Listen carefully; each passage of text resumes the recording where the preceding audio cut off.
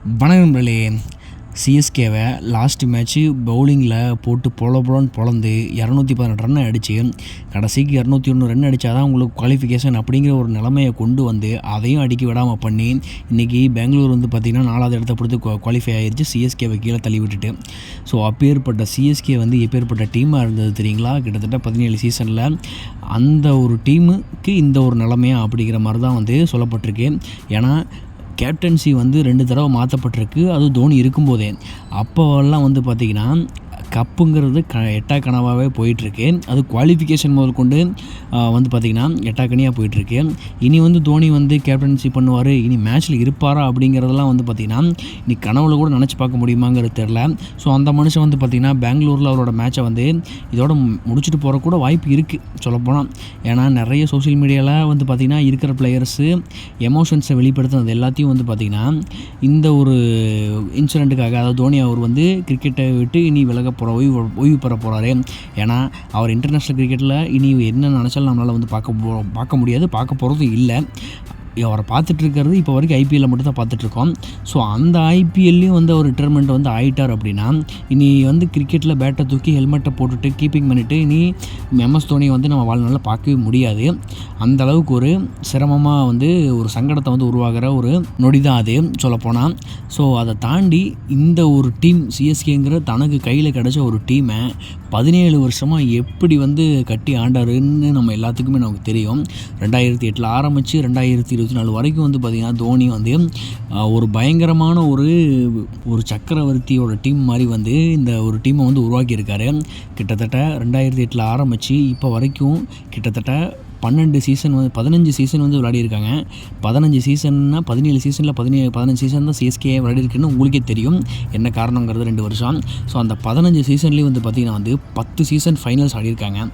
10 final ஆடி 5 முறை cup win பண்ணியிருக்காங்க, 5 முறை ரன்னர் அப் ஆகியிருக்காங்க. 2 முறை வந்து பார்த்திங்கன்னா வந்து குவாலிஃபிகேஷன் இந்த எலிமினேட்டர் குவாலிஃபயர் 2 இந்த ஒரு ஸ்டேஜ்லேயே வந்து பார்த்திங்கன்னா அவுட் ஆகியிருந்திருக்காங்க. அந்த இடத்துல கூட வந்து பார்த்திங்கன்னா நல்லாவே வந்து ஆடி இருந்திருக்காங்க சிஎஸ்கே. அப்படி உருவாக்கப்பட்டதான் வந்து பார்த்திங்கன்னா சிஎஸ்கேவோட இந்த சரித்திரம். இந்த ஒரு 17 சீசனில் ஸ்டார்டிங் சீசனில் வந்து பார்த்திங்கன்னா ராஜஸ்தான் ராயல்ஸோட வந்து ரன்னர்-அப் ஆகிறாங்க. 2008 2009 வந்து பார்த்திங்கன்னா குவாலிஃபை ஆகி அதில் தோற்று போயிடுறாங்க. 2010-11 வந்து விடாமல் டாமினண்ட்டாக வந்து பார்த்திங்கன்னா 2 சீசன்லேயும் வந்து கப் அடிக்கிறாங்க. அதுலேயும் ஃபைனல் வந்து பார்த்திங்கன்னா 2014 ஆர்சிபி தான் ரன்னர்-அப்பாக இருந்தாங்க. அந்தளவுக்கு சிஎஸ்கேவும் வந்து பார்த்திங்கன்னா பீக்கில் வந்து இருந்தாங்க. ஆர்சிபி அதை விட பீக்கில் இருந்தாங்க. ஆனால் சிஎஸ்கேக்கு தான் கப்பு கிடச்சிது. 2012 15 வரைக்கும் வந்து பார்த்திங்கன்னா சிஎஸ்கேக்கு ஒரு போராத காலம்னு சொல்லலாம். ஏன்னா 4 சீசன்லேயும் 3 சீசனில் வந்து ஃபைனல்ஸ் போய் தோற்றுட்டு வந்திருப்பாங்க. அதுலேயும் ஒரு சீசனில் வந்து பார்த்திங்கன்னா குவாலிஃபயர் 2ல் வந்து பஞ்சாப் கூட தோற்றுருப்பாங்க. அந்த ஒரு மேட்ச்சில் தான் வந்து ரெய்னா 6 ஓவரில் 100 ரன் வந்து அடிச்சிருப்பார். அதுக்கப்புறம் வந்து பார்த்திங்கன்னா 2018 கம்பேக் ஆகிறாங்க சிஎஸ்கே, கப் அடிக்கிறாங்க. அடுத்த 2 வருஷம் வந்து பார்த்திங்கன்னா ஒரு டைம் ரன்னர்-அப், அதுக்கப்புறம் வந்து குவாலிஃபையே ஆகாமல் வெளியே போயிடுறாங்க. அதுக்கப்புறம் 21 வின்னர் ஆகிறாங்க, 22 வந்து குவாலிஃபை ஆகாமல் விட்டுறாங்க, 23 வின்னர், இப்போ 24 குவாலிஃபை ஆகாமல் விட்டுறாங்க சிஎஸ்கே.